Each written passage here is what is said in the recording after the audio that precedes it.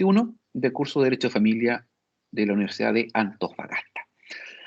Hemos estado revisando el fenómeno relativo a las crisis matrimoniales y las crisis familiares. Vimos separación, reanudación de la vida en común, vimos los efectos de la separación y también vimos el cese efectivo de la convivencia y en qué consiste.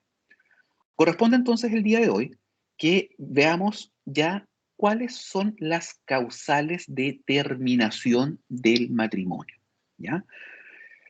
Situación que usted no debe confundir, por favor, con las causales de terminación del régimen matrimonial, que son diferentes o que en algunos casos puede coincidir. Por ejemplo, lógicamente, si se produce el fallecimiento de los cónyuges o de uno de los cónyuges, termina el matrimonio y consecuencialmente también termina el régimen patrimonial, ¿ya?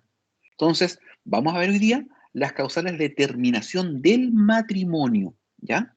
Que establece la propia ley de matrimonio civil. Como usted puede ver, dentro de las causales de terminación del matrimonio que establece el legislador, en el artículo 42 de la ley de matrimonio civil, nosotros podemos encontrar las siguientes. La muerte de uno de los cónyuges, la muerte presunta, cumplidos los plazos que establece el legislador, por sentencia firme de nulidad. Ojo, es importante, recuerde usted el contenido procesal, que las resoluciones judiciales solamente van a tener efecto una vez que estén legalmente notificadas, de acuerdo se desprende del artículo 38 del CPC, pero también cuando ésta se encuentra en firme de ejecutoria. Ojo con eso que le acabo de decir. Por sentencia firme de divorcio, y se agregó hace muy poco esta última causal de terminación de matrimonio, que es que opere por sentencia firme que acoge la solicitud de rectificación de sexo por razones de identidad de género. Y en ese caso, el matrimonio termina una vez que se haya decretado justamente, se haya producido la, la, la, la solicitud de rectificación, se le pone término al matrimonio. Ojo, no es una causal de divorcio, es una causal de terminación del mismo matrimonio, ¿ya? Entonces, para que no genere este nivel de confusión, ¿ya? Vamos entonces a ver ahora las causales de terminación del matrimonio y específicamente vamos a empezar a revisar la muerte. Posiblemente, si usted ya ha tenido clases conmigo en cursos anteriores, recordará que nosotros ya hemos estudiado la muerte natural, la muerte presunta y también la muerte clínica, ¿no es cierto? Y lo que es importante referir al respecto es que, a ver, existe una sola muerte, que es la muerte natural o real. Lo que pasa es que el legislador tiene algunos otros mecanismos o herramientas para lograr la comprobación de la muerte, como es el caso de la declaración de la muerte presunta, que establece el artículo 81 y siguiente del Código Civil, o el caso de la comprobación judicial de la muerte, que establece el actual artículo 95 del Código Civil. No son más ni menos que, perdón, formas de poder constatar el fallecimiento de una persona, pero que ha fallecido por muerte natural o por muerte real. Lo que sucede es que, por ejemplo, en el caso de la muerte natural o real, la comprobación de la muerte se realiza por personal médico y por el cese de las funciones troncocerebrales, ¿ya? Pero eso lo que va a producir es que se encadena una serie, una consecuencia, una serie de afectaciones en las dimensiones patrimoniales de la persona que ha fallecido y respecto de su entorno, ¿ya? Se generan efectos propios de la muerte, jurídicamente hablando, ¿ya? Pero lo que produce estos efectos es la constatación de la muerte natural o real. Cuando una persona ha desaparecido y se ignora si vive o está muerta, lo que buscamos por medio de la presunción es establecer que por el transcurso del tiempo y otros antecedentes que son allegados a un proceso jurisdiccional, esta persona se entiende que ha fallecido. Por tanto, que ha fallecido por muerte natural o por muerte real. No es una muerte distinta, ¿ya? Lo mismo sucede en el caso de la comprobación judicial de la muerte, que establece el artículo 95. Cuando, por ejemplo, no se tiene dudas respecto de la muerte de una persona, pero no es factible hallar los restos de la misma, lógicamente, ahí lo que se trata de acreditar es que esa persona que se encuentra desaparecida a su respecto se tiene a lo menos una certeza moral de su fallecimiento y que es necesario que se decreten que procede respecto de aquella que se declare su muerte, ¿ya? Entonces, tengamos esa situación en consideración de que no son muertes diferentes, cosa que también aplicaremos respecto de la muerte clínica. Acuérdese que la propia ley que establece trasplantes, ¿ya? Que es la ley 19.451, que determina, ojo, un concepto que es de carácter médico-jurídico, que es el de muerto clínico, solamente tiene consecuencias jurídicas para efectos de efectuar los trasplantes de órganos entre personas, en virtud de una mera liberalidad y gratuidad del mismo acto. Por tanto, no existe una consecución diferente de los efectos que produce la muerte clínica, porque el que está muerto clínico puede estarlo por un tiempo determinado y a su respecto, por ejemplo, no se producen los efectos propios de la muerte. Por ejemplo, no se produce la apertura de la sucesión. Con la declaración de la muerte clínica no se pone término al matrimonio, ¿se da cuenta? Ni tampoco al régimen patrimonial que hubiese mediado entre ellos. Es un constructo dirigido y regulado solamente para efectos propios del trasplante. Por tanto, dicho de esa forma, la única muerte que existe y está reconocida en nuestro sistema jurídico como tal es la muerte natural o real. La muerte presunta y la comprobación judicial de la muerte son formas de acreditar la muerte. Les quiero invitar a que tengan entonces esa visión, quizás un poco innovativa, de la forma en que usted ya ha venido estudiando también la muerte. Y solamente les comparto, en los exámenes de grado de repente me gusta mucho preguntar, hablemos de la muerte, los efectos jurídicos de la muerte. Y eso nosotros incluso lo tratamos en el curso de sujetos de derecho, hace un par de años acá. Y ahí usted tiene que desarrollar, mire, tiene para desarrollar todo el examen de grado con los efectos jurídicos de la muerte, en materia patrimonial, obligación, contractual, familia y sucesorio. Se pasea por todo derecho civil. Así que, ojo con eso. Ya. Entonces, ya habiendo dicho esto, vamos a ver directamente la muerte. ¿En qué consiste esta causal de muerte? Bueno, el mismo artículo 42 dice que se produce la terminación del matrimonio por la muerte de uno de los cónyuges, ¿ya? Artículo 42, número 1 de la Ley de Matrimonio Civil, y a partir de que se produce la muerte, surge el estado civil de viudo o viuda para el cónyuge sobreviviente. Ahora, con respecto a la muerte natural o real, es la que se verifica con la cesación de todas las funciones vitales o la extinción de la vida desde un punto de vista fisiológico, ¿ya? Desde un punto de vista también patrimonial, producida la muerte de uno de los cónyuges, se genera, como ya aparece, esta comunidad entre el cónyuge sobreviviente y los herederos del fallecido, ¿ya? Y más todavía si es que durante la vida de este matrimonio existió un régimen de bienes como el de sociedad conyugal, sucede que se produce la configuración de dos tipos de comunidades. Porque por una parte se produce la comunidad que da el fallecimiento de uno de los cónyuges en relación a los bienes adquiridos durante la vigencia de la sociedad conyugal. Y otra cosa distinta es la comunidad de bienes que se genera producida la muerte de esta persona como causante, que da origen a una comunidad hereditaria. ¿Entre quién? Entre el cónyuge y los otros herederos. Entonces, fíjese, cuando hay sociedad conyugal, aquí surgen dos comunidades, que es muy importante que nosotros tengamos claro, que hay que liquidar una previo a la otra, porque si usted liquida en un solo acto, se puede generar una situación que va a distorsionar el haz hereditario y la cuota que le corresponde a cada uno de los cónyuges. ¿Y esto por qué? Porque al momento de estudiar la liquidación de la sociedad conyugal, se tiene que tener en consideración de que el cónyuge sobreviviente, sea marido o mujer, es un comunero que también tiene ciertos beneficios que no tienen los otros herederos más adelante en relación a la comunidad de bienes que queda al fallecimiento del causante, ¿ya? Y también, entonces, habrá que primero liquidar siempre la comunidad que da a la terminación del régimen de bienes de sociedad conyugal, en primer lugar, y luego se liquida la comunidad por las vías que sean idóneas de la comunidad hereditaria que da al fallecimiento de esta persona que estaba casada, ¿ya? Entonces, esto es muy importante y ténganlo como un tip jurídico de vida, porque me ha tocado también ver muchas veces situaciones en que en juicios de partición, ojo, en juicios de partición, y la partición usted la va a estudiar en el curso de Derecho Sucesorio, salvo aquellos que eventualmente por algún motivo del cosmos han podido viajar en el tiempo y ya han tenido derecho sucesorio, cuando hablamos de la partición, es una de las formas de poner término en el estado de indivisión. Pero ¿qué sucede muchas veces? Cuando llegamos al estado de partición, o sea, llega al estado de partición, los herederos nunca han liquidado, por ejemplo, la comunidad de bienes que da a la terminación de la sociedad conyugal, y la tratan de hacer ingresar como parte del activo que debería repartir por parte igual entre todos los demás. Y ahí tenemos un error, porque si nosotros no liquidamos adecuadamente, por ejemplo, el régimen de bienes de la sociedad conyugal, le estaríamos asignando a herederos que no forman parte de esa comunidad inicial derechos que no le corresponden y que incrementan su acervo. ¿Te das cuenta? Lo que va a generar directamente una distorsión y una precarización de la protección que el legislador quiso efectivamente tutelar respecto del establecimiento de los regímenes matrimoniales.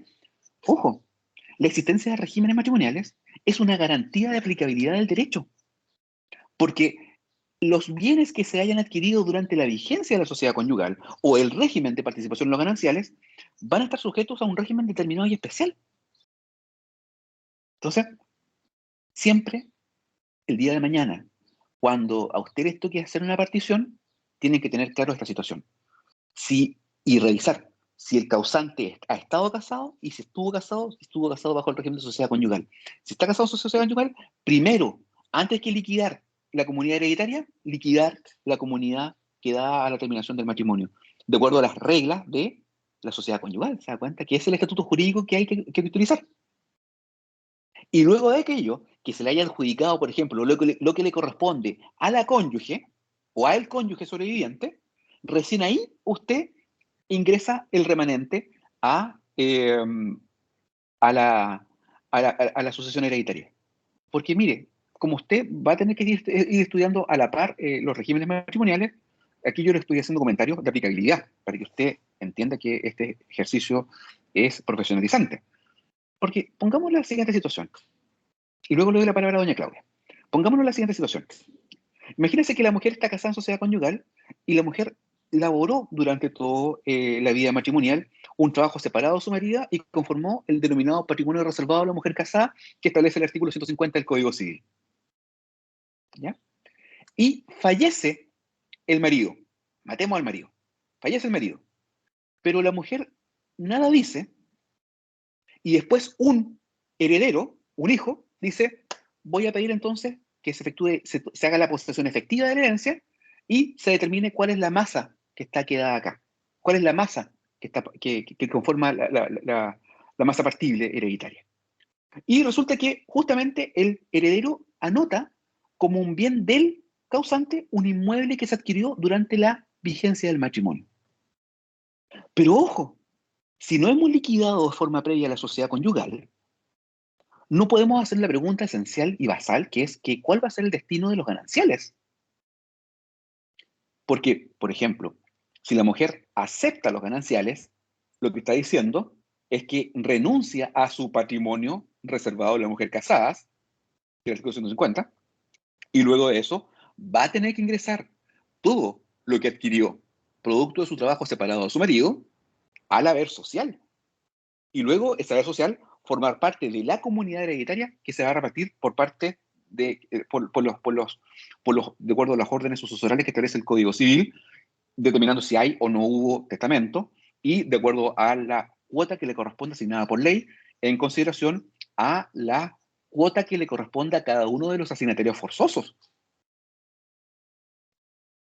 Pero en la otra hipótesis, si nunca se liquidó, pero finalmente la mujer nunca quiso aceptar los gananciales, significa que renuncia a los gananciales y ella decide quedarse solamente con su patrimonio reservado. Es decir, con todo lo que ella adquirió producto del trabajo separado de su marido y con lo que también adquirió producto de aquello. Por ejemplo, si producto de su trabajo ella tenía una remuneración, tenía un sueldo, y con ese sueldo se compró un vehículo, se compró un departamento, eso forma parte solamente de ella, ¿se da cuenta? Y no debería ingresar a la liquidación de la masa partible hereditaria.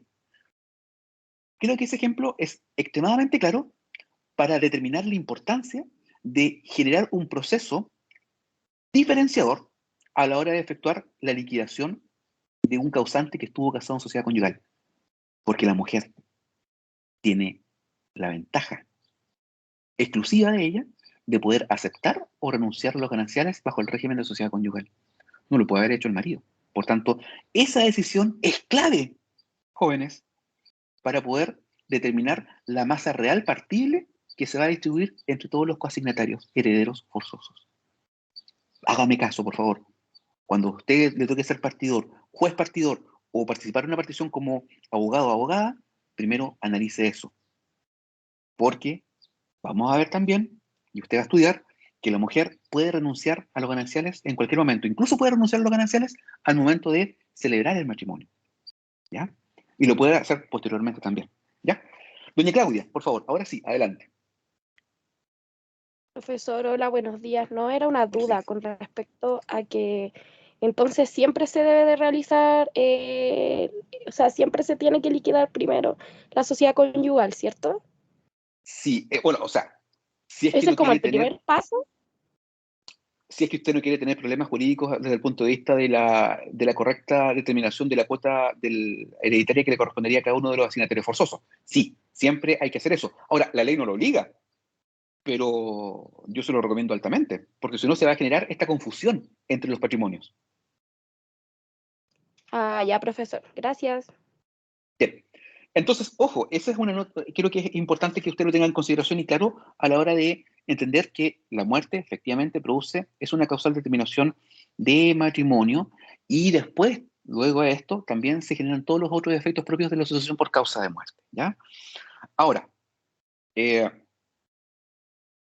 nosotros recordemos que la propia ley de registro civil, que es la ley 4.808, dice el artículo 45 que al requerirse la inscripción de una persona fallecida, siempre se tiene que presentar el certificado médico expedido, que es la forma de comprobar efectivamente que esta persona falleció en tal día, por tal hora y por tal causa, ¿ya?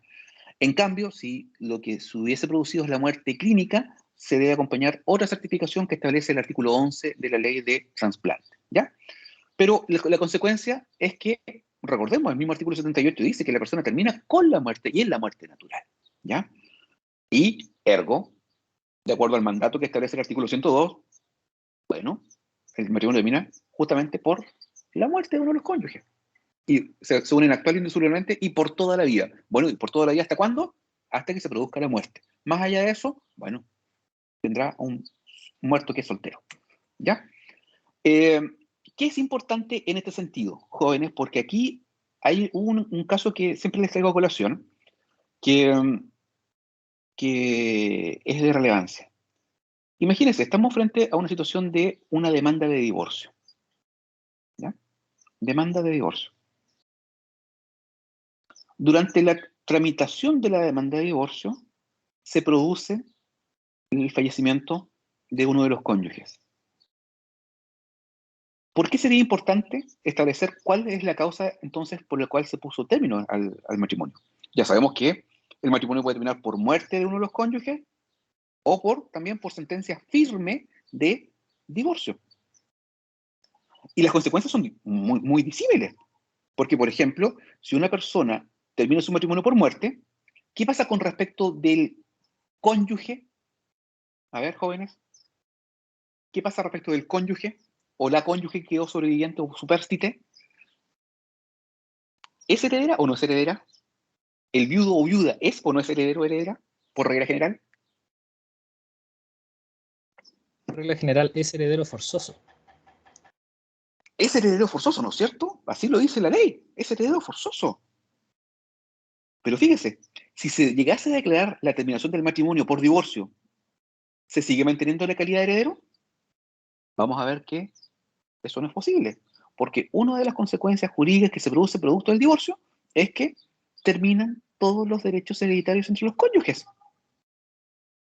Todos. Por tanto, si se decreta la terminación del matrimonio por divorcio, ya el ex o la ex, el ex marido o la ex mujer, ya no son herederos. Por tanto, deja de ser heredero forzoso o heredera forzosa. Pero imagínense, justamente, imagínense la situación. Y permítame ponerle un poco de cizaña al ejemplo. Yo demando un divorcio culposo, o se demanda un divorcio culposo por ejemplo, no sé, infidelidad. Y más encima que esa infidelidad le causó una ignominia a su persona y también a su círculo familiar y social. ¿Ya? Y lógicamente lo que busca esa persona es que se declare terminado el matrimonio por divorcio. Y por tanto, que esta persona que la defraudó no tenga lugar alguno en sus bienes el día de mañana. Por tanto, por eso yo le demando el divorcio. Y sucede que esta persona, la persona que está demandando, fallece. Antes que se declarara incluso terminado el matrimonio por divorcio. Ahí la causal, lógicamente, es la de divorcio o de muerte. Y aquí ocupemos nuestros conceptos procesales.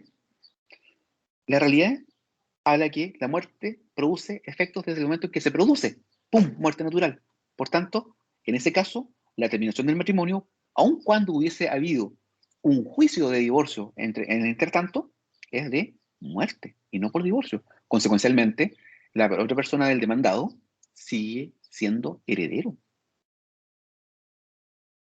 Que no fue la consecuencia buscada por, lógicamente, la persona que demandó. ¿No es cierto? Bien. Pero más gravoso todavía. Imagínese que se hizo el juicio de divorcio. Se demandó, se hizo la audiencia preparatoria, se hizo la audiencia de juicio, ojo, se hizo la audiencia de juicio y se dictó veredicto y posterior sentencia. O incluso se dictó solamente veredicto, que dio lugar, por ejemplo, a el divorcio culposo. Y antes que se dictara la sentencia, porque son dos momentos procesales distintos, por eso es importante que estudien bien el procedimiento del derecho a familia, son dos procedimientos distintos, se dictó veredicto, entre el intertanto en que se dictó veredicto y se está redactando la sentencia, y antes que sea notificada, fallece el cónyuge. Nuevamente, la causal de terminación del matrimonio será la de muerte y no divorcio. Incluso forzando las cosas, si hubiese sido dictado el veredicto y se hubiese dictado sentencia, y mientras se hubiese dictado sentencia, la sentencia no está firme y ejecutoriada, también la terminación del matrimonio en este caso sería por la de muerte y no divorcio, por mucho que se haya dictado una respectiva sentencia. Porque, jóvenes, recordemos, ¿cuándo las sentencias producirán efecto entre las partes? A ver, jóvenes procesalistas, a ver,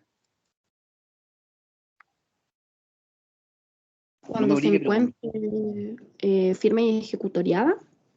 Ya, y ¿qué le voy a preguntar yo a continuación? ¿Y cuándo una resolución se encuentra firme y ejecutoriada?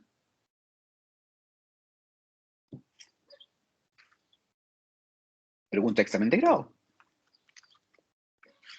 ¿Cuándo una resolución se encuentra firme y ejecutoriada? A ver, jóvenes. Cuando ya no proceden recursos en contra de ella.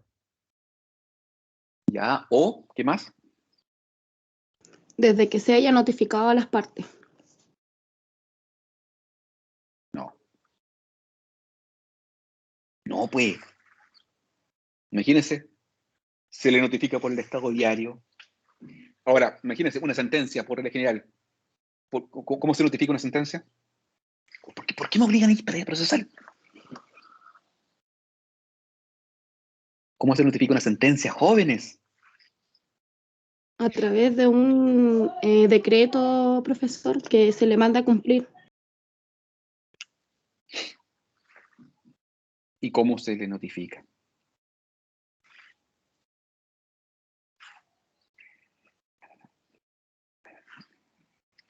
Les voy a comentar. ¿Por cédula?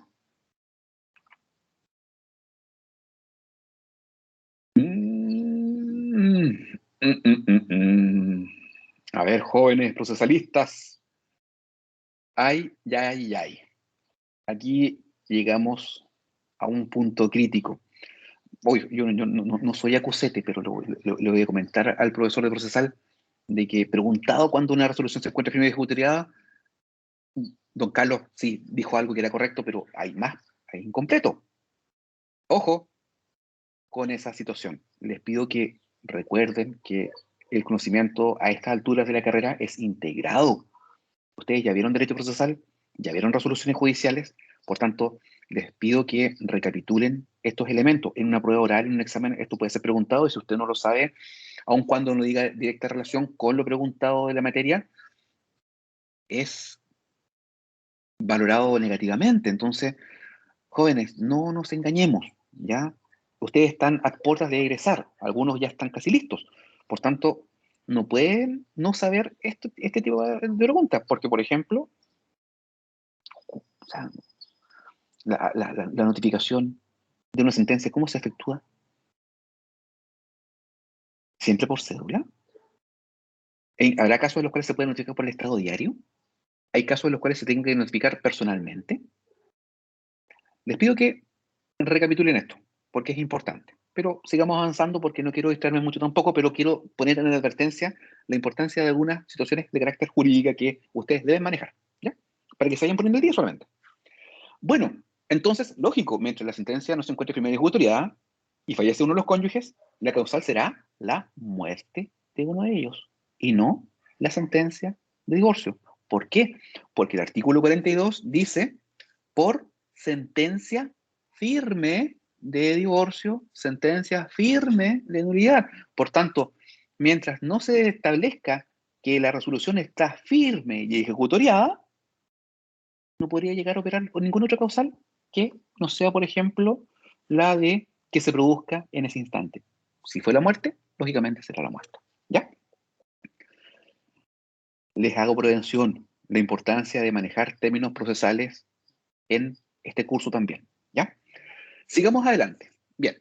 Eso en cuanto a la muerte natural, y ahí le comparto incluso una jurisprudencia de la Corte Suprema del año 2006. ¿Ya? Ahora, pasemos a la muerte presunta, que esto es algo meramente muy, muy técnico. ¿Ah? ¿Y por qué es importante? Porque, claro, el matrimonio también termina por la muerte presunta cumplidos, ojo, los plazos señalados en el artículo 43 de la Ley de Matrimonio Civil. ¿Ya? Entonces, recordemos que la muerte presunta procede en los casos en que una persona desaparece ignorándose si está viva o no, y sin que se tengan noticias de ella. Por tanto, se trata de una gestión voluntaria que se tramita ante los tribunales civiles y que termina con la declaración de muerte del desaparecido. Pero para que ponga término al matrimonio, es necesario que transcurran 10 años desde la fecha, desde las últimas noticias fijadas en la sentencia que declara la presunción de muerte. Así lo dice el artículo 43. O si han transcurrido 5 años desde la fecha de las últimas noticias y se probase que han transcurrido 70 años desde el nacimiento del desaparecido.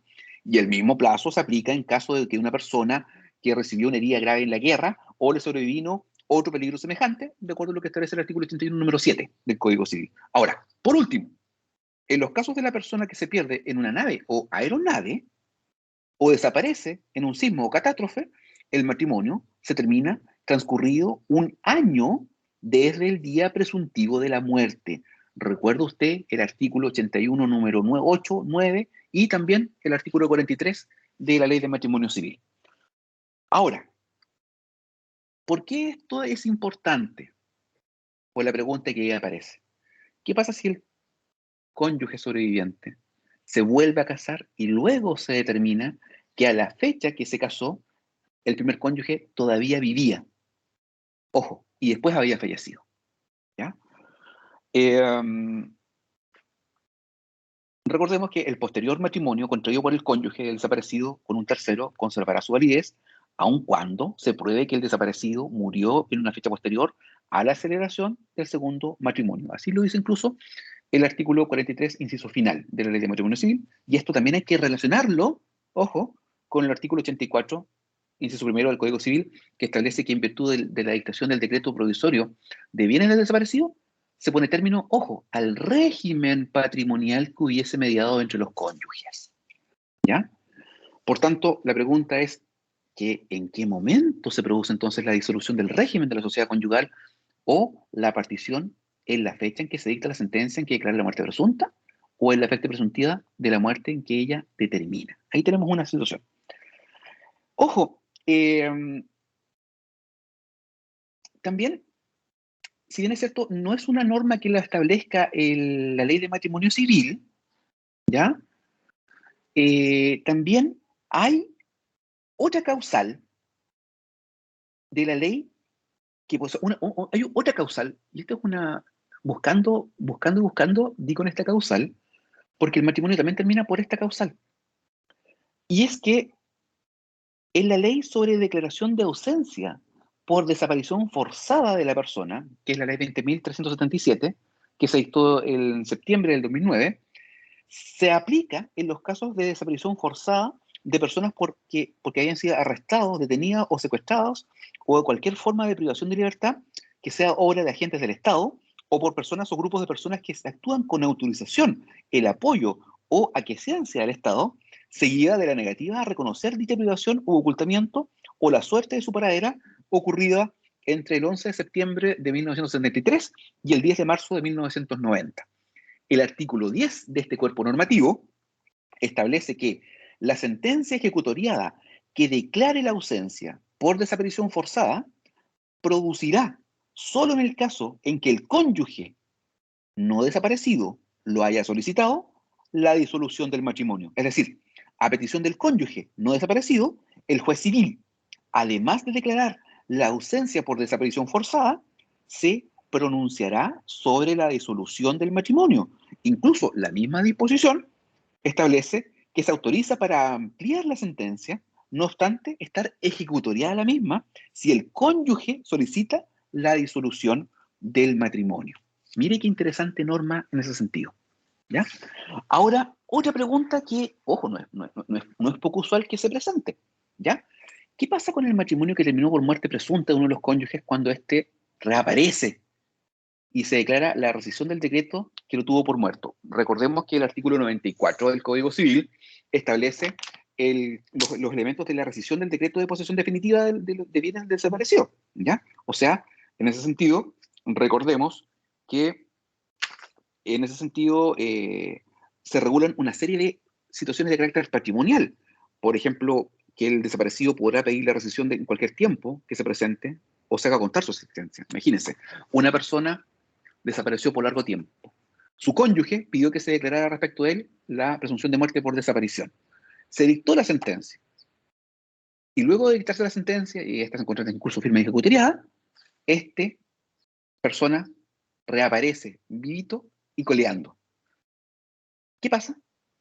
Pero más todavía, imaginémonos que durante el tiempo después de que se declaró la muerte, la persona de su cónyuge sobreviviente en aquel entonces contrajo un matrimonio, después de la dictación de la sentencia que declaró como muerte presunto.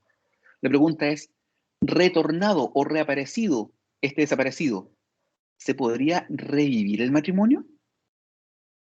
Que situación yo creo que es bastante relevante, porque si usted analiza el artículo 94, hace referencia a cuestiones de carácter patrimonial, como por ejemplo el número 4 del artículo 94, dice que en virtud de este beneficio se recobrarán los bienes en el estado en que se encuentran. Y habla de las restituciones y sanciones para aquel que hubiese ocultado la verdadera muerte del desaparecido o la existencia en cuanto a una presunción de mala fe. Pero nada dice respecto de la producción de los efectos de los contratos de carácter personal como es el matrimonio. Y fíjese que acá tenemos dos posiciones que están bastante marcadas. Por una parte, Corral, te dirá para variar, pero tengo que ponerlo en énfasis porque es una posición, yo diría que bastante minoritaria, pero no menos existente. Dice que, bueno, producida entonces la reaparición del desaparecido, se deben entonces deben cesar todos los efectos de la declaración de la muerte presunta. Por tanto, en ese sentido, también se deberían restablecer todas las situaciones jurídico-patrimoniales que se habían considerado extinguidas por la muerte del desaparecido, ¿ya? Por tanto, según este autor, el matrimonio habría recuperado o habría de recuperar la existencia del mismo, ¿ya? Y por tanto, el segundo matrimonio sería factible de declararlo nulo, ¿ya? Por la existencia de un impedimento, como usted ya estudió, de aquellos que son de carácter dirimente, ¿ya? Bueno, Ahora, esa es una posición minoritaria. Personalmente, y también incluso el profesor René Ramos Pasos lo plantea en su libro, dice que en ese sentido las situaciones de carácter jurídico familiar que hoy dicen derivado de esta sentencia no son factibles de restituirse, ¿ya?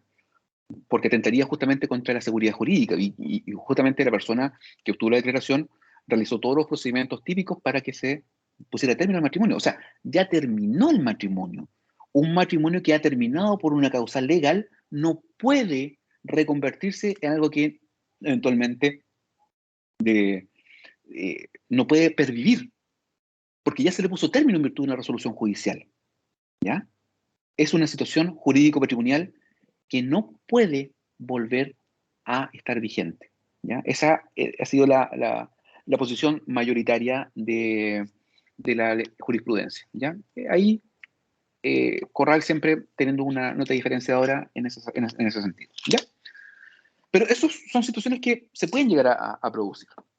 Bueno, visto eso entonces, ahora corresponde que pasemos a revisar la nulidad de matrimonio, que justamente la nulidad de matrimonio fue una de las, yo diría, grandes avances que tuvo la nueva ley de matrimonio civil, ¿ya? Y fíjese que algunos autores dirán directamente que por medio de la nulidad directamente no termina el matrimonio. Cuando hay nulidad, implica que nunca hubo matrimonio porque no se cumplieron con los requisitos para que se formara válidamente. Sin embargo, veremos que hay una institución que determina que en ciertos casos la nulidad sí sea una causal de terminación del matrimonio. Y esta va a ser el estudio del matrimonio putativo. Pero esta nulidad matrimonial se separa en varios aspectos de la nulidad común que de los demás negocios jurídicos, ¿ya? O sea, de la nulidad civil patrimonial. Estatutos jurídicos diferenciados. No se aplica el mismo estatuto jurídico a la nulidad del matrimonio que la nulidad en materia de negocios jurídicos. Por tanto, siempre en materia de matrimonio aplicaremos el estatuto que establece el artículo 44 de la Ley de Matrimonio Civil y siguientes, y para los contratos aplicaremos el estatuto jurídico del artículo 1682 y siguiente del Código Civil. Son estatutos jurídicos diferenciados. Esto es extremadamente importante que usted lo diferencie, ¿ya? No es el mismo estatuto jurídico que vamos a aplicar en materia de nulidad de matrimonio, porque el matrimonio es un contrato, que el de la nulidad civil patrimonial. O sea, no sería admisible que usted planteara, por ejemplo, que usted está demandando la nulidad del matrimonio por aquellas causales que establece el artículo 1682 y siguientes del Código Civil. Para esto tendrá que hacer referencia solamente a las normas que establecen las causales que permiten pedir la nulidad del matrimonio de acuerdo a lo que establece el artículo 46 y siguientes de la Ley de Matrimonio Civil. Son estatutos jurídicos que son diferenciados, ¿ya? Pero más allá de esas discusiones, también usted puede ver ahí que el profesor Jorge del Picó habla que la nulidad en sí misma no es una causal de terminación del matrimonio, sino que es la declaración de invalidez del matrimonio y por tanto no constituye una causal de término propiamente tal, ¿ya? Pero lo que sí es importante que usted recuerde que cualquier causal de nulidad, sea nulidad patrimonial o sea nulidad de matrimonio, siempre las causales deben existir al tiempo de contraerse matrimonio y además estas son taxativas, ¿ya? Nosotros decimos que más bien son causales que deben existir al tiempo, ex ante, antes del matrimonio o coetáneas a la celebración del matrimonio. Si con posterioridad a la celebración del matrimonio surge alguna situación que pudiese producir la ineficacia del matrimonio, ya no sería la nulidad, sino que sería sancionada por vía de, eventualmente, el divorcio o separación judicial según sea el caso, ¿ya? Pero esto es extremadamente importante. Todas las causales de nulidad que se invoquen siempre deben ser anteriores o a lo menos deben ser coetáneas a la celebración del acto matrimonial, ¿ya? Pero antes de comenzar a revisar cuáles son estas causales, les quiero compartir también que algunas particularidades de la nulidad matrimonial. Porque en primer lugar, aquí no hay una causal genérica de nulidad, sino que son causales específicas. Recordemos que en la nulidad patrimonial hay una causal genérica, actos a que falten los requisitos que la ley provee en consideración a la naturaleza del acto y no a la calidad o estado de las partes. Por tanto, acá no hay una causal genérica, sino que la ley de matrimonio civil determina específicamente cuándo hay nulidad. Entonces, hay causales específicas de nulidad. ¿Ya? En segundo lugar, una otra particularidad es que en materia de nulidad matrimonial no se distingue entre nulidad absoluta y la nulidad relativa. ¿Ya? La ley de matrimonio civil no hace esa distinción. En ninguna parte se habla de nulidad absoluta o nulidad relativa. Solo se refiere de una nulidad. Por lo demás, sería inútil esta distinción, porque las diferencias que hay entre la nulidad absoluta y la relativa no se dan en esta materia. De manera que no hay necesidad de acudir a esa división de la nulidad patrimonial. ¿Ya? Ahora, acuérdese usted también, no cometa el error de decir que hay diferencias entre la nulidad absoluta y la relativa en relación a los efectos, porque los efectos de la nulidad son iguales para la nulidad absoluta y la nulidad relativa. Lo que cambian son otras categorías de análisis. ¿Ya? Otra particularidad es que, ojo, en la nulidad patrimonial, recordemos que se producen siempre efectos retroactivos. En cambio, en materia de nulidad de matrimonio, la regla general es que no se dé el efecto retroactivo de la nulidad por la existencia del denominado matrimonio putativo. Y, por último, también, déjeme ver, creo que podemos encontrar otra más también. También no opera en materia de la nulidad de matrimonio la regla nemo auditor del artículo 1683 del Código Civil. ¿Ya? Recuerde usted que, de acuerdo a este artículo, la nulidad absoluta puede y debe ser declarada por el juez, aún sin petición de parte, cuando aparece de manifiesto en el acto contrato, y puede alegarse por todo el que tenga interés en ello, excepto, dice la norma, el que ha ejecutado el acto o celebrado el contrato sabiendo o debiendo saber el vicio que lo invalidaba. ¿Ya? Por tanto, esta regla no rige acá. De manera que sepan o no sepan los cónyuges la nulidad inicial del vicio, igual pueden pedir la declaración de nulidad. ¿Ya?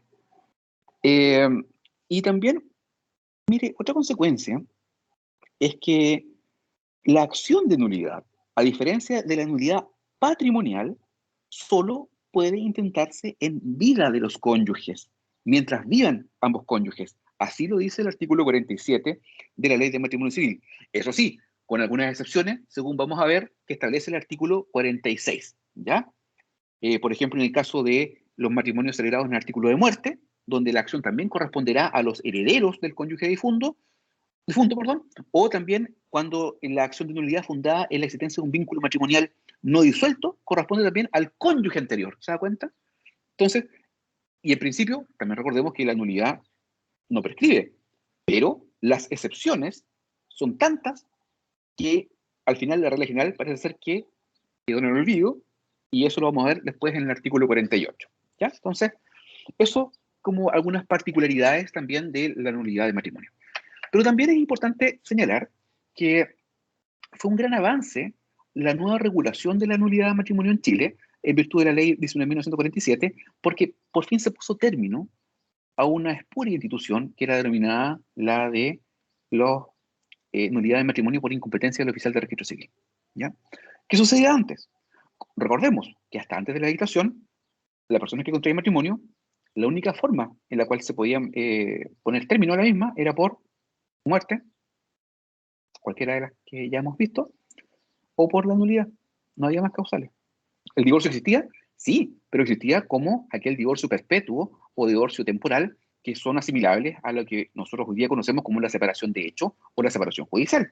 Por tanto, el matrimonio seguía vigente. Los cónyuges no podían encontrar nuevo matrimonio. Por tanto, la única vía era que para poner término al matrimonio era que se demandara la nulidad.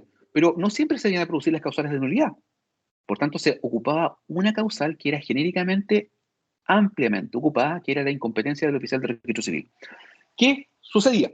Sucedía que las personas contraían matrimonio ante el oficial de registro civil y cuando se producían desavenencias conyugales más en el futuro, cualquiera de ellos presentaba una demanda de nulidad indicando que el matrimonio era nulo porque, recordemos que es imprescriptible también la acción, era nulo porque se había celebrado ante un oficial de registro civil incompetente.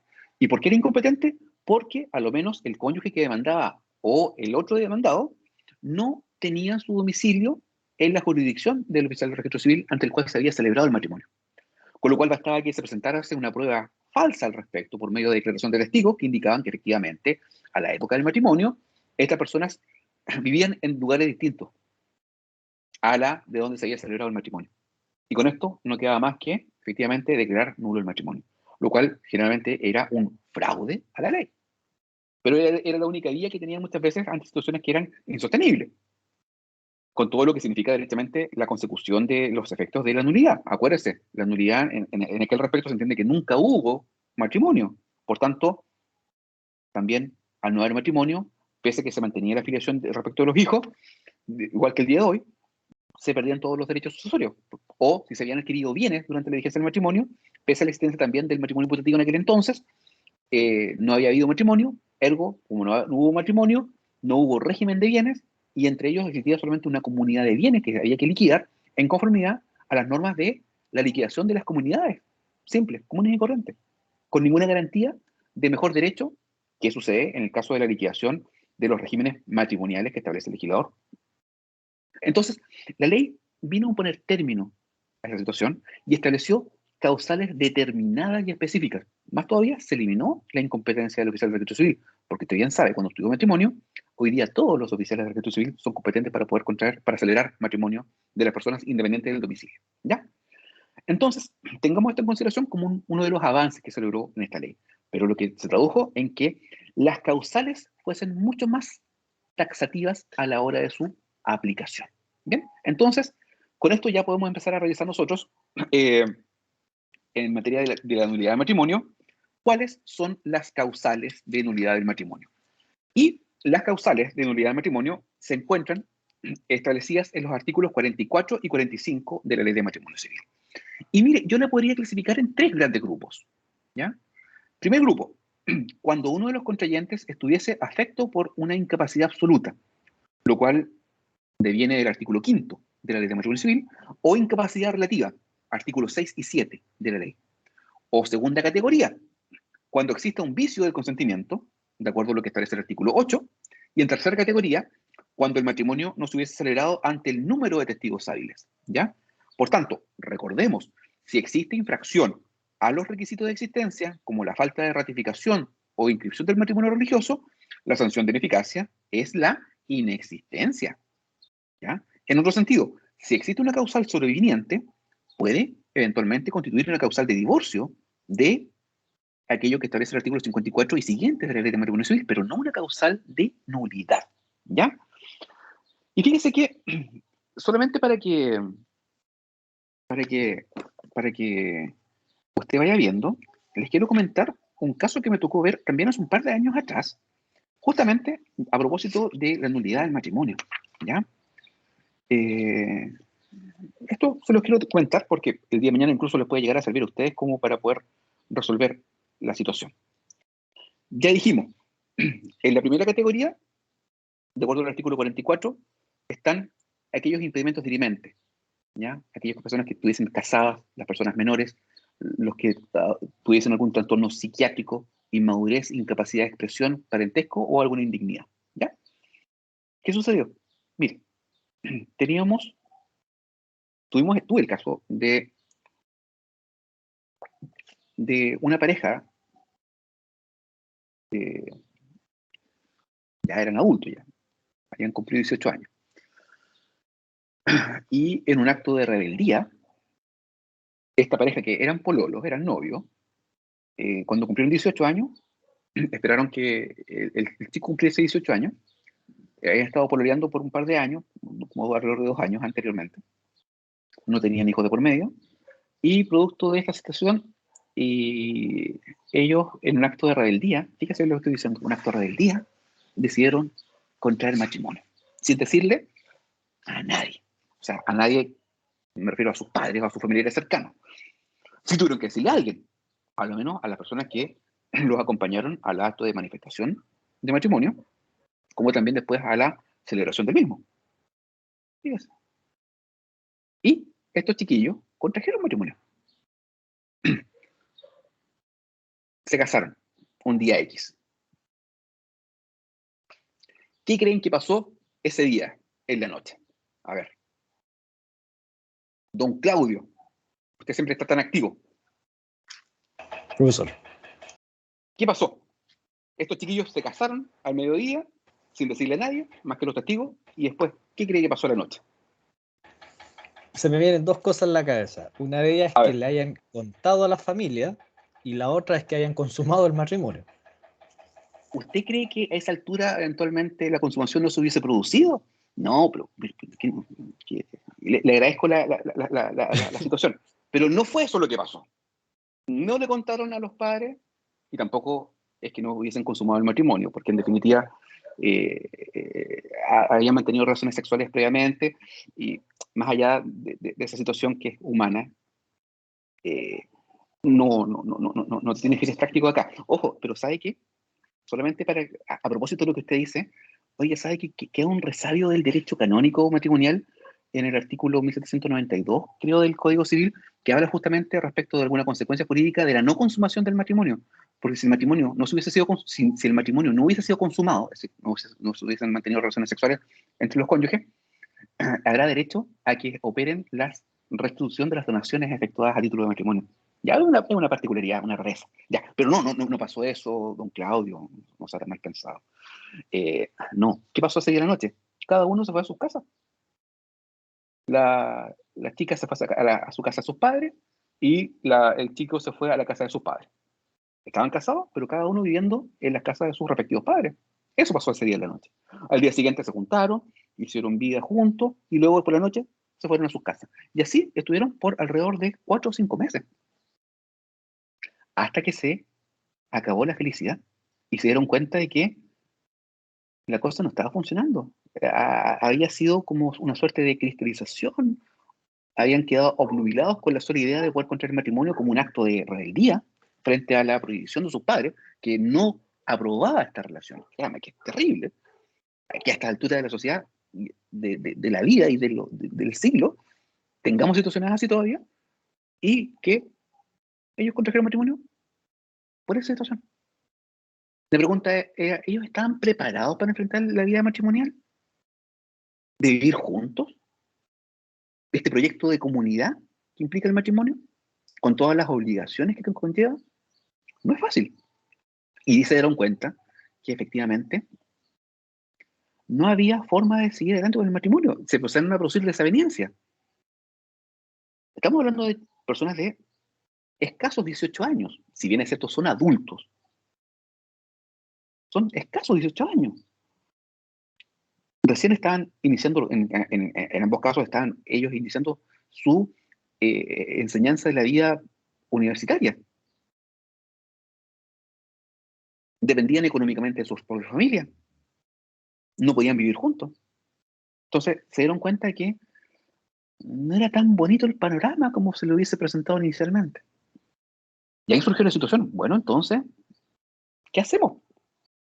¿Cómo ponemos término a este matrimonio? A ver, jóvenes, ¿qué creen ustedes? Doña Lisette, ¿cómo le podríamos poner término a ese matrimonio?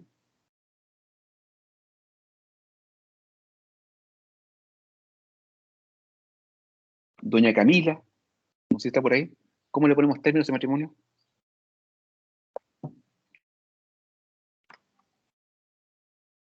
Se me escucha, ¿cierto? Ya pues, jóvenes abogados, abogadas,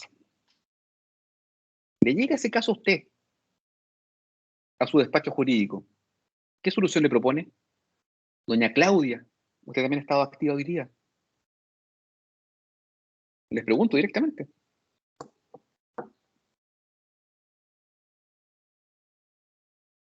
Doña Betina, ¿está por ahí? La invocamos.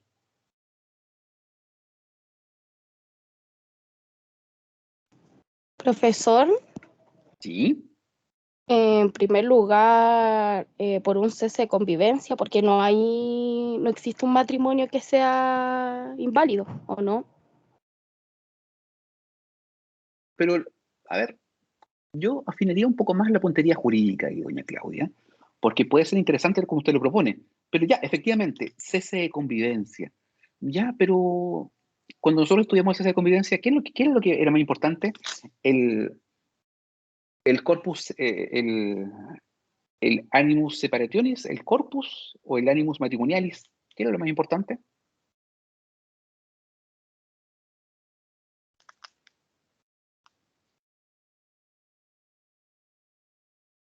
Pero más allá de eso, ya. El, Supongamos, disculpe que le interrumpa. Y supongamos que eventualmente usted dice, no, si lo más importante es el corpus separationis. Por tanto, si ellos estuvieron separados durante todo ese tiempo, estuvieron en ese efectivo de la convivencia. Ya, pero ellos se casaron después del año 2004. ¿Y cómo prueban el cese efectivo de la convivencia? ¿Ves? Si esto es práctico. Ojo, si hay que relacionar las cosas que hemos visto. Ah, entonces no basta con que yo diga que han estado separados. Bueno, si ustedes me quieren invocar un cese efectivo de la convivencia, pruébeme el cese efectivo de la convivencia. ¿Cómo lo prueba? Ah, por las normas que establece el artículo 21 y sería siguiente de la... Sí, tiene la palabra. a través de cualquier medio probatorio que se verifique que existe como un cese de convivencia a través del... no, profesor, no sé, en realidad. Pero, ¿y eso es aceptado por todos los tribunales? Más encima esta causa me acuerdo que pasó en Concepción, jurisdicción del Talcahuano, octava región, Corte de Apelaciones de Concepción. Por tanto, ahí claramente dicen, oiga, si el matrimonio fue celebrado con posterioridad al año 2004, acá, para probar el cese efectivo de convivencia, tiene que hacerlo solamente por aquellos medios que establece el artículo 21 y siguientes de la ley de matrimonio civil, artículo 21, 22, 23 y 25. Por tanto, si no se hizo por el acta, no hay cese efectivo de la convivencia. Usted podrá decir entonces, bueno, a ver, demandemos un divorcio, ¿ya? Por mucho que ellos estén de acuerdo, y que aún forzadamente tratemos de construir un cese efectivo de convivencia que no está acreditado, requiere ¿cuánto tiempo de cese efectivo de convivencia para un divorcio de mutuo acuerdo? 1 año. Y están recién casados. Llevan 4 o 5 meses de casados. 4 o 5 meses en que ellos tampoco habían vivido juntos. Entonces, demandemos un divorcio unilateral. ¡Peor! ¿Por qué? Porque en ese caso hay que esperar 3 años de cese efectivo de la convivencia. Caramba, ¿qué hacemos, jóvenes? ¿Qué hacemos? ¿Dejamos casado a esta pareja? Profesor, o sea, en primera parte se podría incluso declarar la separación judicial para suspender derechos y efectos del matrimonio. Algunos aquellos que son incompatibles, sí, pudiese ser, sí, pero ojo, la finalidad es que quieren las partes con el término del matrimonio. La separación judicial, usted sabe que no pone término del matrimonio. Claro, no pone término, pero ya ha hecho el cese efectivo de la convivencia, esperar al año para avanzar hacia el divorcio por mutuo acuerdo, mientras tanto los deberes y derechos están suspendidos por separación judicial. O sea, esa era Pero como eso es mi visión. sí, pero eso es lo que quiere usted o lo que quieren las partes. Lo que como abogado podría en su momento quizá proponer. Es lo que se me Ya, viene en estos momentos a la cabeza. ya. Muchas gracias, Claudio, por favor. Oiga, mire, usted sabe que siempre yo lo voy a forzar yo voy a hacer muchas veces, voy a forzar los argumentos para que ustedes participen, porque me interesa que estas clases sean activas y altamente reflexivas, porque son casos reales. Fernanda, usted, ¿lo dejamos casados? Pero si nos quieren estar casados, si ya llega un punto en que ellos ya, y ¿sabe qué? Yo creo que el punto discordante entre lo que es diferenciador del amor no es el odio, es la indiferencia. Porque el odio, por último, alguna fibra remece en usted. La indiferencia nada. Es el vacío absoluto, es la nada. Doña Fernanda y después doña Camila. Adelante. Profesor, ¿y no se puede declarar nulo por algún numeral del artículo 5? Lo dejó pendiente. Bien, Fernanda. Camila. Profesor, es que estaba buscando alguna causal, pero no encuentro nada. Y yo creo que ellos son adultos, independiente que hayan actuado con madurez, aún así son adultos. No tienen ningún trastorno psiquiátrico, no tienen ninguna incapacidad de expresión, siguen siendo adultos. Por lo tanto, yo creo que no se le aplicaría la nulidad. Yo creo que se debiese aplicar el divorcio. Y Pero usted sabe que debiese esperar lo que se tiene que esperar. O sea, usted lo mantendría en espera. Mire, ya, usted va a decirle, mire, Sí. sabe que efectivamente ustedes no han hecho ningún cese efectivo de la convivencia y lo único que pueden hacer acá entonces ustedes es esperar. Y ahí Sí, mismo se le cae la cara a los clientes y ellos se enojan con usted y salen llorando. Porque los afectan sus más íntimas sensaciones y emociones. Imagínense, los clientes van a buscar una solución jurídica donde el abogado o la abogada y usted le rompió todas las esperanzas, doña Camila, pero está bien, hay que ser duro. Ya, pero esa es su posición. Bien, bien. A ver, don Claudio.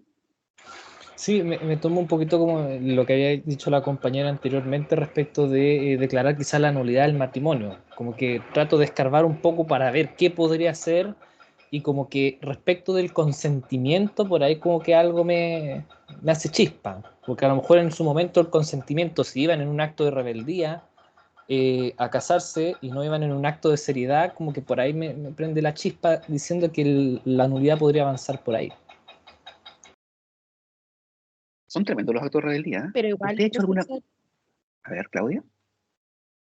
es que igual con lo que dice mi compañero, en realidad tanta ausencia de consentimiento no existe, porque igual a pesar de que ellos actuaron en un acto de rebeldía, tuvieron el consentimiento como a lo mejor no sé si tan libre, pero sí espontáneo. Y exento de vicios también. Y más encima fue corroborado por el oficial de registro civil y por los mismos testigos. Sí, sí, el oficial de registro civil, cuando uno se casa, le pregunta, oiga, ¿usted se casa libre y voluntariamente? Y uno tiende a decir que sí, por regla general. Fíjese, ojo, este es un caso real, jóvenes. Doña Camila, usted dejó llorando las partes en su oficina. Doña Fernanda, por favor, vuelvo con usted. ¿Por qué usted plantea la posibilidad de estudiar? Ojo, siempre hay que estudiar. ¿Por qué estudiar la posibilidad de demandar la nulidad?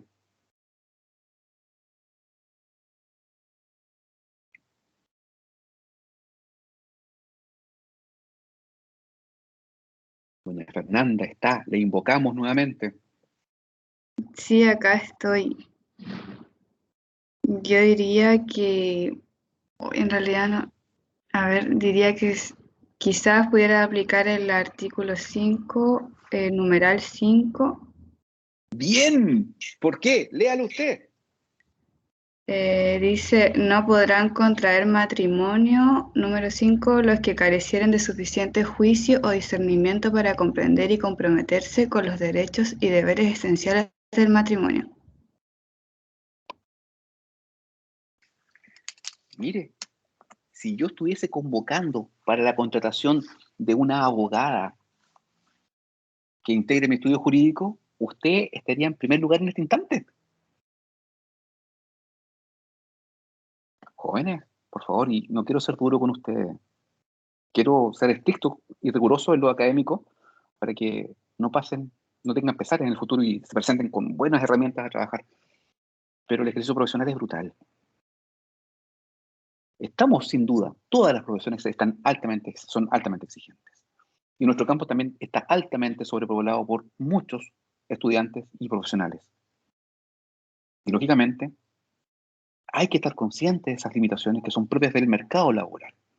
Y ahí es donde uno tiene que poner siempre lo mejor de sí para destacar por el resto o sobre el resto. Que estos ejercicios que yo hago sean en mérito de que les vaya reforzando la idea de que hay que todos los días tratar de ser mejor y estudiar y estudiar y estudiar. Hay que ser esforzados en la vida profesional. Porque, por ejemplo, muchas veces, créame, me ha tocado ver que en estudio jurídico se les propone un caso a una serie de postulantes y aquel que se aproxime o dé una solución efectiva va a tener la plaza de trabajo. O este mismo caso se lo pueden llegar a plantear a usted en la academia judicial y si usted lo corresponde adecuadamente puede quedar seleccionada para quedar dentro de los 24 seleccionados por programa que van a formar parte del proceso de formación. Seamos realistas también. Entonces, por eso es que yo le digo que, y más allá de los equívocos que se pueden cometer, porque tienen todo el derecho a equivocarse, porque están aprendiendo, que todas estas situaciones sirvan de motivación para que usted vaya reforzando su metodología de estudio. Fernanda, correcto, pues. Muy bien. ¿Por qué? Porque fíjese, usted no pensemos todo. Cuando usted recibe una consulta, tiene que tratar de volcar el conocimiento jurídico para darle solución a una afección ajena, no suya. Por tanto, siempre es de nuestra obligación dar, como yo digo, dar una vuelta de tuerca a las cosas, buscar soluciones idóneas, jurídicamente idóneas. ¿Ya? Por tanto, fíjese, posiblemente hacer esperar un año no sea una respuesta adecuada porque no está respondiendo a la inquietud del cliente, cuando efectivamente las hay. Hay ciertos casos en los cuales no va a haber otra posibilidad. Y ahí usted tiene que ser serio y responsable, decir, ¿sabe qué? No hay otra posibilidad. Consulte con que usted quiera, pero no hay otra posibilidad. Esta es la vía, y es la única vía. A veces lo hay, pero no siempre. Porque en este caso, la solución idónea, sí, puede ser. ¿Ustedes pueden esperar? Sí, podemos esperar. Entonces hagamos un divorcio. Pero, ¿ustedes pueden esperar? No, no podemos esperar. Queremos poner término a esta situación ahora ya. Entonces, pensemos, busquemos. ¿Se producen alguna causal de nulidad que yo pueda invocar y que pueda, sobre todo, probar en el juicio?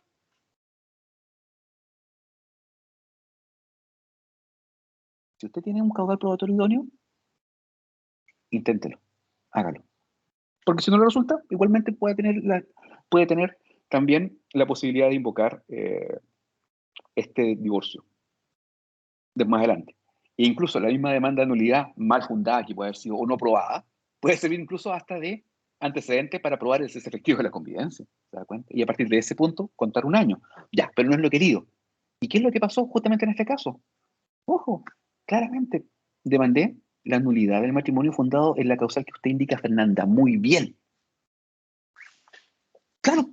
Y preguntándonos, bueno, ¿y estas personas tenían la suficiente madurez para poder comprender y comprometerse con los derechos y deberes del matrimonio? No. ¿Y cómo usted prueba eso? Con informe psicológico, peritaje psicológico, información de testigos.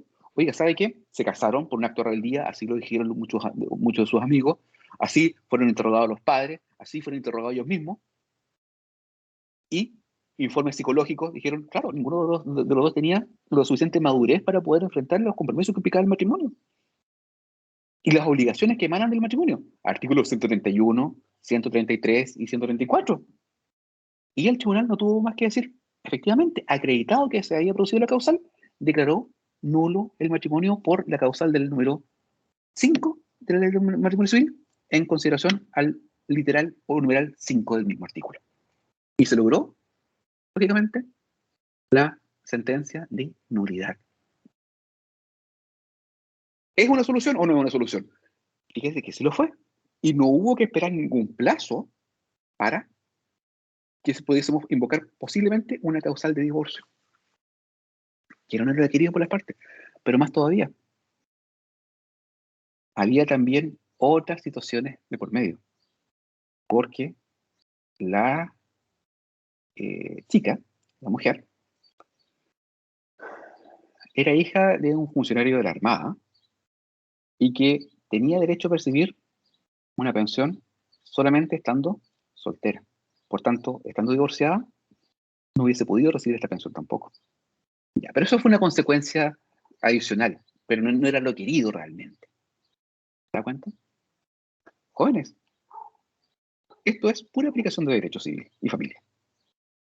¿Ya?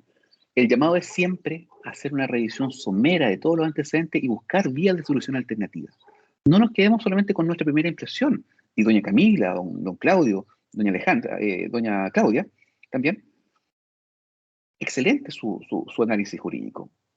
Pero siempre hay un poquitito más allá. Hay siempre más cosas que repensar.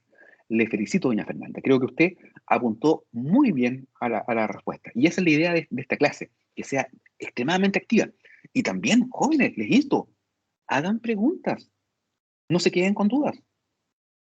Lógicamente, no basta que usted invoque la causal, tiene que probarla en el tribunal. Lo bueno es que tiene en el tribunal la libertad probatoria. En materia de familia, usted tiene una libertad probatoria que no tiene en otros procedimientos.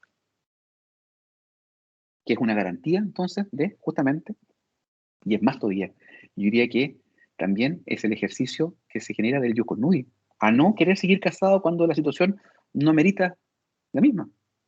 Y cuando comparece directamente una causal que produce un vicio ex ante, no posteriormente.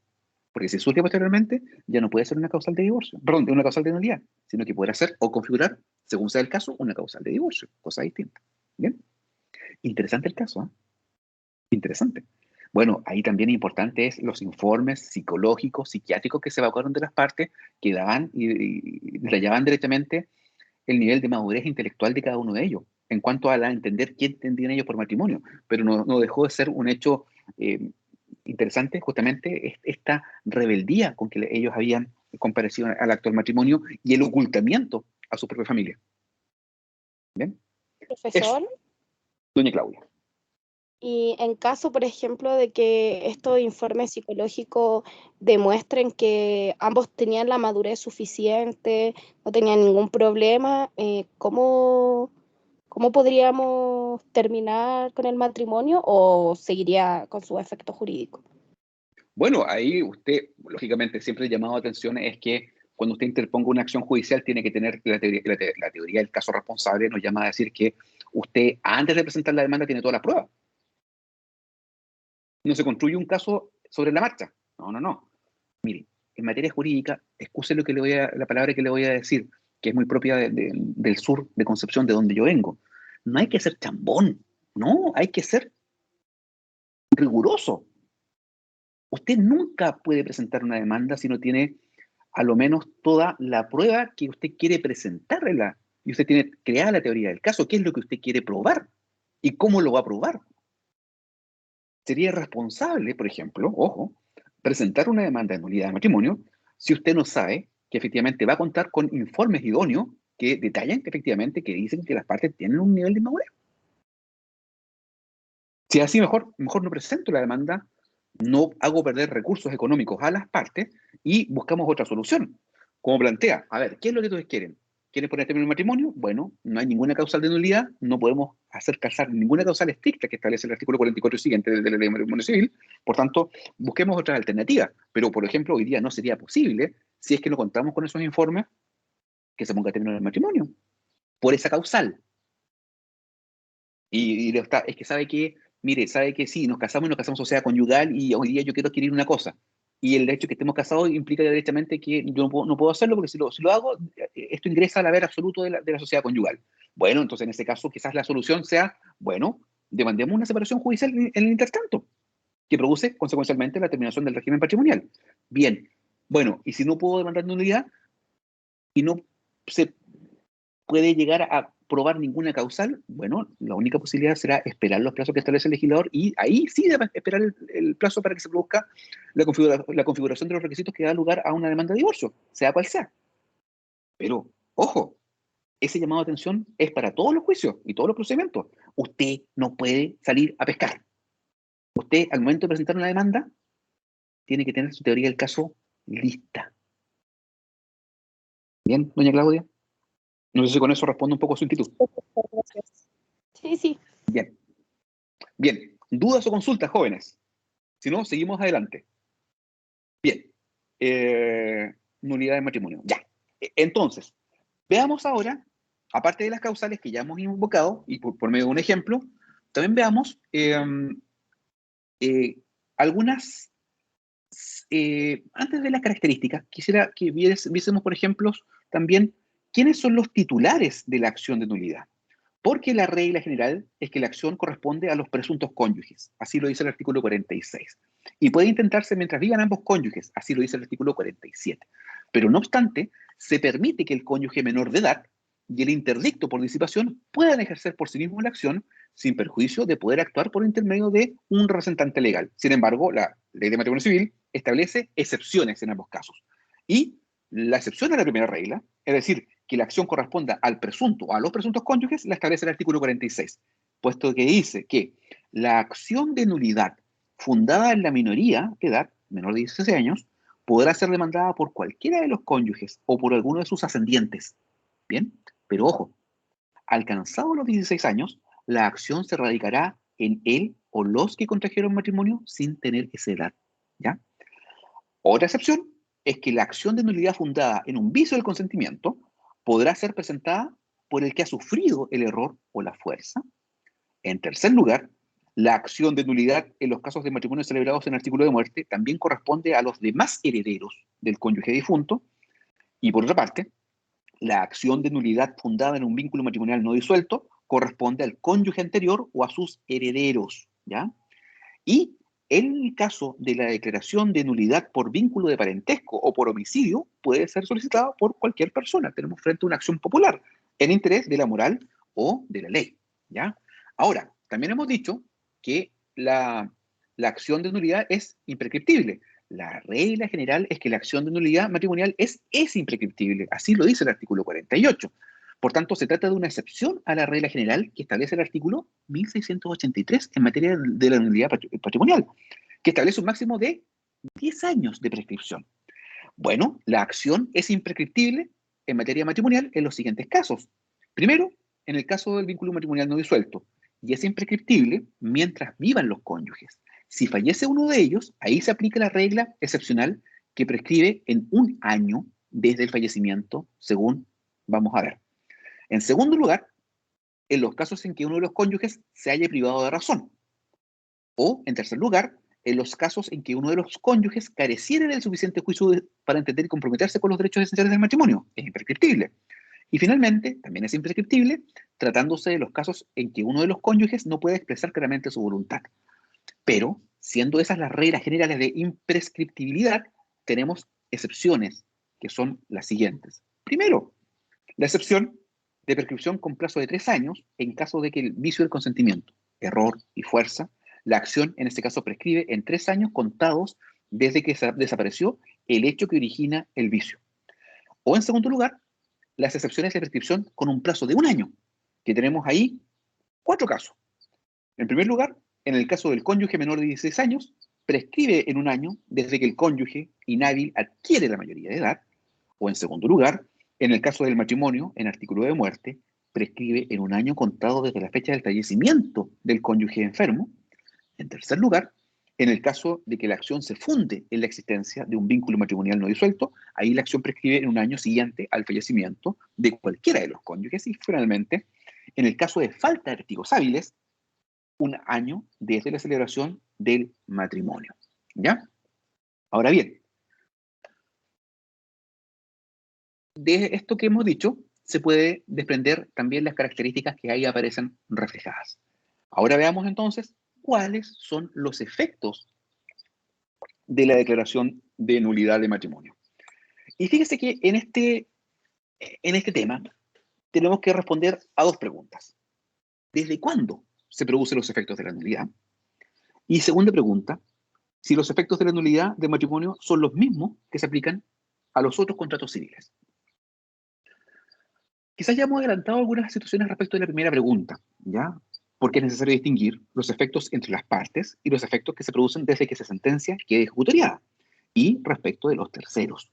Y también caso en que se producen desde que la sentencia se subinscriba al margen del matrimonio y mientras está esta subinscripción no se verifica, no será oponible a los terceros, ¿ya? Y por su parte, respecto de la segunda pregunta, los efectos de la nulidad del matrimonio son los mismos que se aplican a los otros contratos civiles. Ahí, derechamente, es necesario analizar los efectos de la nulidad que establece la ley de matrimonio civil y qué es lo que ha dicho la doctrina de jurisprudencia en esta materia. Porque, fíjese, que la doctrina distingue 3 tipos de efectos. El matrimonio simplemente nulo, ¿ya? En segundo lugar, el matrimonio nulo putativo, y finalmente una particularidad, hay un sector muy minoritario que habla del matrimonio nulo calificado, ¿ya? Entonces, veamos primero en qué consiste el matrimonio simplemente nulo, ¿ya? Ojo, ahí aparecen reflejados los efectos de la nulidad de matrimonio pura y simple, ¿ya? Por tanto, veremos que estos son los efectos típicos que se producen respecto de toda nulidad de matrimonio, ¿ya?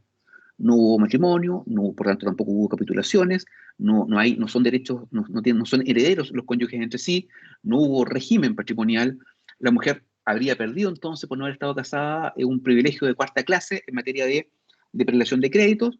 Los hijos serán siempre de filiación matrimonial, no importando si se haya declarado nulo el matrimonio, y, lógicamente, la sanción respecto al que se haya casado más de 2 veces, ¿ya? Pero vamos a ver entonces en qué consiste el matrimonio simplemente nulo. Vamos a ver que en este sentido, la regla general en materia de efectos de nulidad es el efecto retroactivo, de manera que retrotrae a las partes al estado en que se encontraban en el momento de contraer el vínculo matrimonial. Así lo dice el artículo 50 de la Ley de Matrimonio Civil.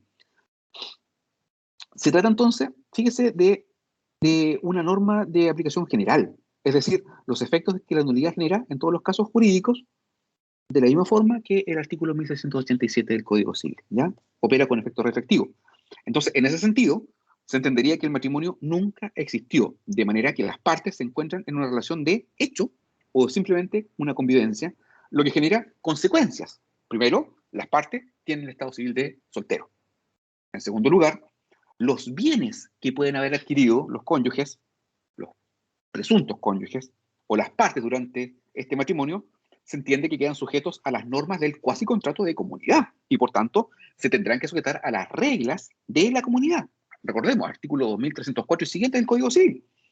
También no se genera parentesco por afinidad con los parientes consanguíneos del otro contratante, ya que este, recordemos, supone el estado civil de casado. Ahora, si uno de los contratantes contrae un nuevo matrimonio, este matrimonio es válido, ¿ya? No hubo bigamia tampoco. Y eso sí que creo que es importante, que lo dejemos mencionado, es que no se puede aplicar la presunción de paternidad del artículo 184 del Código Civil. Por tanto, los hijos no pueden ser considerados de filiación matrimonial. Que, ojo, no es lo mismo respecto de los hijos que hubiesen nacido durante la vigencia del matrimonio, mientras ésta no haya sido declarado nulo, que mantendrán la filiación de hijo de filiación matrimonial, aun cuando se entienda que por ficción no haya existido el matrimonio, ¿ya? Esos son los efectos entonces de la declaración de la nulidad. Insisto, y los dos, yo diría que más bien las dos grandes excepciones en ese sentido son en cuanto a que la filiación que ya está determinada se mantiene y lo que vamos a ver ahora que es el matrimonio putativo, ¿ya? ¿Qué es el matrimonio putativo? Y aquí vamos entonces al siguiente. Una cosa es el matrimonio simplemente nulo, que acabamos de ver, y otra cosa es el matrimonio putativo. Porque si el matrimonio nulo ha sido celebrado o ratificado ante el oficial de registro civil, produce los mismos efectos civiles que el válido. ¿Pero para quién? Para el cónyuge que se encuentra de buena fe y con justa causa de error. Pero para que sea procedente la existencia o el reconocimiento de un matrimonio putativo, se deben cumplir requisitos, ¿ya? Primero, que se celebre o ratifique ante un oficial de registro civil. En caso contrario, nosotros sabemos que la sanción sería la inexistencia. Entonces, pueden generarse dos situaciones. La celebración en el registro civil o ante una entidad religiosa que goce de personalidad jurídica de derecho público. Y en este último caso, recordemos, es necesario que se ratifique ante el oficial de registro civil, según lo que ya hemos dicho que establece el artículo 20 de la misma ley, ¿ya? El segundo requisito es que al menos uno de los cónyuges se encuentre de buena fe. Y en ese caso, la buena fe debe entenderse como la creencia por parte del cónyuge de que no tiene impedimento alguno para contraer matrimonio, ¿ya? Y de acuerdo a lo que prescribe el artículo 52 de la ley, la buena fe se presume, salvo que en el juicio de nulidad se pruebe lo contrario y así lo declare el juez de familia en su sentencia. En tercer lugar, o tercer requisito, que exista justa causa de error por parte de uno o de ambos cónyuges. En palabras, incluso, digámoslo claro, debe ser un error excusable. Es decir, es necesario que las partes hayan tomado todas las precauciones necesarias para instruirse de los impedimentos que entre ellas pudiesen haber existido. Y de acuerdo entonces a lo prescrito por el artículo 52, la justa causa de error se presume, salvo que en el juicio de nulidad se pruebe lo contrario y así lo declare el juez de familia en su sentencia. Y finalmente, el último requisito es que la declaración de nulidad por sentencia ejecutoriada sea dictada por el juez de familia. Por tanto, si existe una controversia sobre el hecho de haberse contraído matrimonio de buena fe y con justa causa de error, debe fijarse por el juez de familia como punto de prueba en el juicio de nulidad justamente estas situaciones. Y vamos a ver que los efectos son los mismos. En este caso, el matrimonio producirá los efectos iguales que el matrimonio civil válido celebrado, salvo que solo uno de los cónyuges esté de buena fe. Y en ese último caso, el cónyuge que contrajo el matrimonio de buena fe tiene un derecho optativo, le surge un derecho de opción para disolver y liquidar el régimen patrimonial de acuerdo a las reglas de los regímenes matrimoniales a que haya estado adscrito, o someterse al contrato de comunidad, cuasi contrato, perdón, de comunidad, de acuerdo a lo que establece el artículo 2304 y siguiente del Código Civil, y regirse por las reglas generales de la partición. Por tanto, también surge otro derecho, es que el cónyuge de buena fe tiene derecho además de retener las donaciones efectuadas por el otro cónyuge a causa del matrimonio. Entonces, fíjese, si se llega a establecer un matrimonio putativo, la persona que pide que se declare el matrimonio putativo, porque si no será simplemente nulo, dirán algunos, y se entenderá que nunca hubo matrimonio, lo que pide el que se declare el matrimonio putativo es que, mire, ¿sabe qué? A mi respecto yo quiero que exista una declaración de putatividad del matrimonio. ¿Para qué efectos? Para efectos de que yo tenga el derecho de opción de decir, mire, ¿sabe qué? Efectivamente, mientras estuvimos casados en sociedad conyugal. Y si yo estoy de buena fe y con justa causa de error celebré el matrimonio, yo quiero tener el derecho de opción de decir, ¿sabe qué? Los bienes que adquirimos durante la vigencia de la sociedad conyugal, quiero que se liquiden de acuerdo a las reglas del régimen de sociedad conyugal, y no respecto a las reglas de la comunidad, que no me serían tan beneficiosas, por ejemplo. ¿Se da cuenta? Porque, por ejemplo, ¿qué es lo que puede pasar? En ese caso, mire qué interesante este caso que se me acaba de venir a la cabeza. Imagínense que el matrimonio está casado en sociedad conyugal y la mujer ejerció un trabajo separado de su marido. Y ella siempre pensó, mire, ¿sabe qué? Yo siempre me voy a quedar con mi patrimonio reservado. Ya porque el marido no es buen administrador, etcétera, hubo más deudas en el ejercicio, etcétera. Entonces, lo que yo quiero hacer es que quiero pedir que, a mi respecto, eventualmente, yo pueda tener esa opción de liquidar el régimen de acuerdo a las normas de la sociedad conyugal, que establece justamente la existencia del patrimonio reservado a la mujer casada. Pero fíjese, si el matrimonio no fuese declarado nulo putativamente, ¿qué pasaría? La mujer nunca habría estado adscrita a ningún régimen matrimonial. Por tanto, todo lo que se adquirió durante la vigencia de la sociedad conyugal va a entrar de una u otra forma a la discusión de si formaron parte de una comunidad de bienes o no. Y en ese caso la mujer no podría decir, pensar que yo voy a renunciar a los gananciales. Usted no puede renunciar respecto de un hecho que nunca fue partícipe. Y entonces en ese caso la mujer podría decir, porque justamente le comparece a la mujer esa ventaja. Decir, mire, ¿sabe qué? Yo voy a pedir que se declare la nulidad del matrimonio putativo a mi respecto. ¿Para qué? Para que yo tenga la opción de que se liquiden los bienes que adquirieron de acuerdo a los regímenes matrimoniales. Más todavía, de sociedad conyugal. ¿Y por qué? Porque yo quiero manifestar que yo voy a renunciar a los gananciales y me voy a quedar con mi patrimonio reservado. Y así no forma parte de las deudas de la sociedad, que nunca existió. ¿Se da cuenta? Interesante, ¿eh? Bien, ese es el caso entonces de la nulidad putativa. Ahora, en materia de filiación, recordemos, la filiación que ya hubiese sido determinada siempre se mantendrá respecto de los hijos. Y finalmente, hay un pequeño sector de la doctrina que establece que también existe el denominado matrimonio nulo calificado. Es decir, que la sentencia de nulidad nunca va a afectar a la filiación de los hijos, independiente del tipo de nulidad, sea esta nulidad simple, pura nulidad simplemente nulo, un matrimonio simplemente nulo o un matrimonio nulo putativo, ¿ya? Pero este es un efecto típico que se produce a todas las nulidades, ¿ya? Lo importante es que les quiero mencionar, solamente para terminar la clase, y les pido que me esperen unos 5 minutos, algunos aspectos procesales de la tramitación del juicio de nulidad de matrimonio, ¿ya?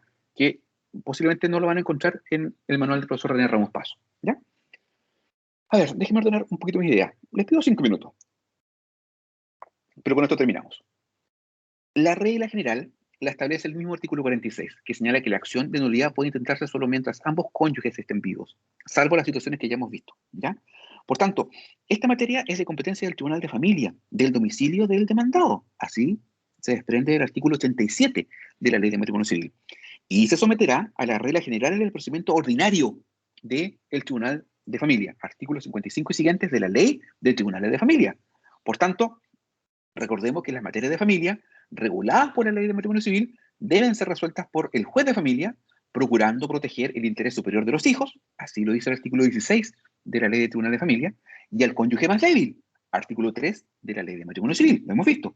Y estos principios van a permitir solucionar los problemas de interpretación de la ley y los conflictos de normas o de derechos que surjan.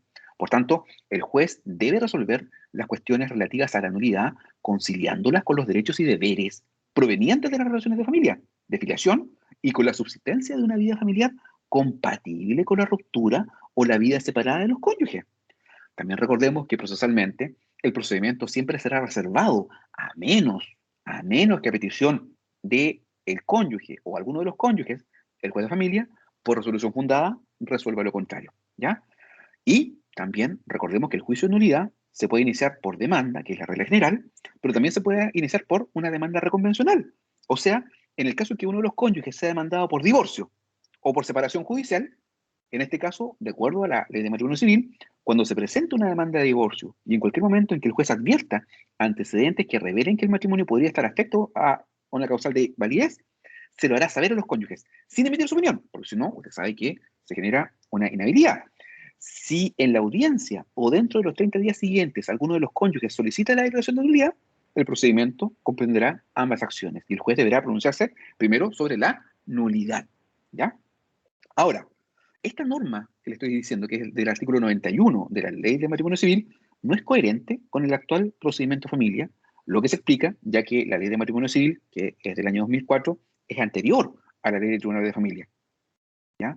Y desde esa perspectiva, la referencia a la audiencia se debe entender como a la audiencia preparatoria, que hace referencia al artículo 61 de la Ley de Tribunales de Familia. Y será entonces esa oportunidad en que las partes pueden ofrecer pruebas sobre la nulidad del matrimonio.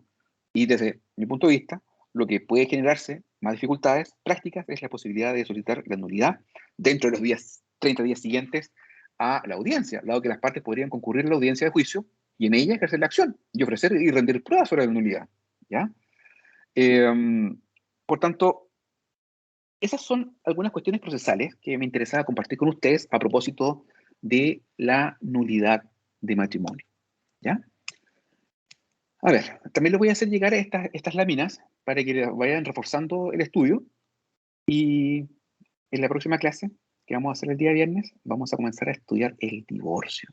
Así que por favor, espero tener una alta concurrencia porque es una materia extremadamente compleja y que necesite que usted esté presente, ¿ya? Voy a revisar el horario en que tengan disponible para pactarla, ¿ya? Pero me interesa que puedan venir y sobre todo participar tan activamente como lo han hecho el día de hoy. Bien, jóvenes, gracias por vuestro tiempo en exceso y nos vemos en la próxima clase, ¿ya? Que tengan muy buen día. Chao, chao. Chao, profesor. Hasta luego. Gracias. Eso, profesor, hasta luego. Hasta luego.